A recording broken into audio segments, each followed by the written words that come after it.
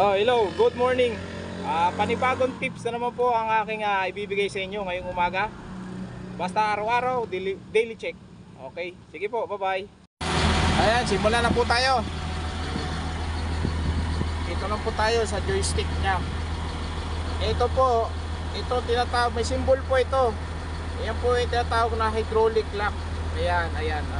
May symbol po yan. So, sobrang tagal. At sino-sino po ang pipindot dyan, kaya nabura na po. Ay, ito po, papaliwanag ko Ito po, pag itinaas to, yan, hydraulic lock po yan. Ayan, ito po yung joystick nya. Hindi na po gagana yung bucket. Yung sa baba, yung blade, hindi na po gagana yan. Iwan po, excuse. Kaya hindi na po gagana yan. Wala po.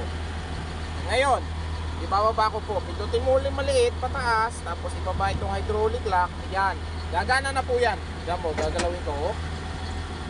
Ayan, gumagalaw na po siya. Ayan, boom up. Ilahin punta sa'yo. Boom down.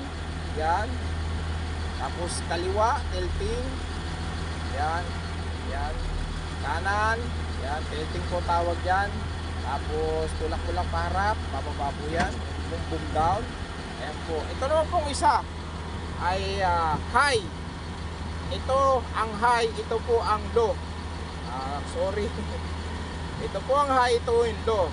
Kumbaga, ito po yung pagong at saka ito po yung rapid. Pakinggan niyo po yung makina. Ayan, ikutin ko po itong sa taas, itong high. Ito tatag na rapid. Ayan.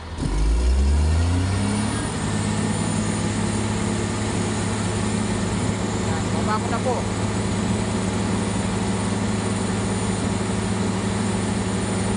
Ayan. Yan po yung high niya. Yan, nawala lang po din yung symbol niyan, gawa ng kung sino po ang pinipindot. Kung gusto naman po matulin, ito, dito muna tayo. Itong second gear at saka itong third gear.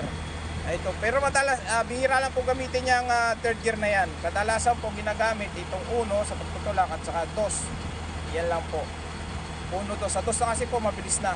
Ito pong 3 na to, ginagamit ko lang ito pagka mga emergency, halimbawa mag landslide o babagsak na yung iyong pinagpupwestuhan.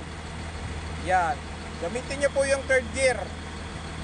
Paatras, napakatulin po niyan. Sigurado po, makakaiwas po kayo sa disgrasya. Yan, medyo malayo po sa cellphone ko. Ayan po, third gear. Sige po, yun lang po, bye bye.